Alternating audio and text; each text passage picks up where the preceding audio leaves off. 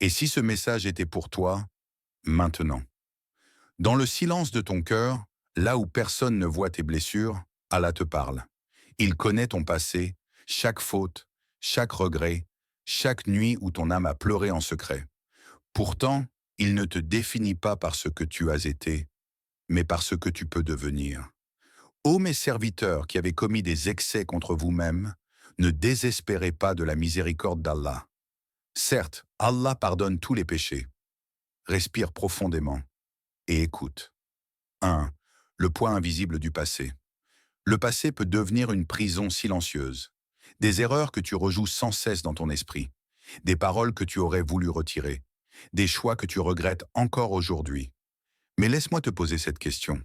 Si Allah, lui, ne te rappelle pas sans cesse ton passé, pourquoi le fais-tu toi-même? Allah veut pour vous la facilité. Il ne veut pas pour vous la difficulté. Le shaitan te rappelle ce que tu as été. Allah, lui, t'invite vers ce que tu peux devenir. 2. L'histoire qui change la perspective. Il y avait un homme, accablé par ses fautes. Il avait commis des péchés qu'il pensait impardonnables. Son cœur était lourd, son regard vers le sol. Un jour, il se tourna sincèrement vers Allah, sans excuse, sans justification. Seulement des larmes et un cœur brisé. Et Allah l'accueillit. Car le prophète Mohammed, que la paix et le salut d'Allah soient sur lui, nous a enseigné que la porte du repentir reste ouverte tant que l'âme n'a pas quitté le corps.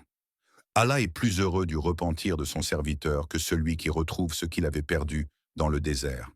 Alors dis-moi, pourquoi penser que ton cas serait différent? 3. Allah ne regarde pas ton passé, mais ton retour. Allah ne t'a jamais demandé d'être parfait. Il t'a demandé d'être sincère. Ceux qui, lorsqu'ils commettent une faute ou se font du tort, se souviennent d'Allah et demandent pardon pour leurs péchés. Et qui donc pardonne les péchés sinon Allah? Chaque fois que tu reviens à lui, tu recommences. Chaque prosternation est un nouveau départ. Chaque invocation sincère efface une trace du passé. Et si aujourd'hui était le jour où tu décidais enfin de lâcher prise? 4. Question qui réveille. L'âme prend un instant et répond dans ton cœur.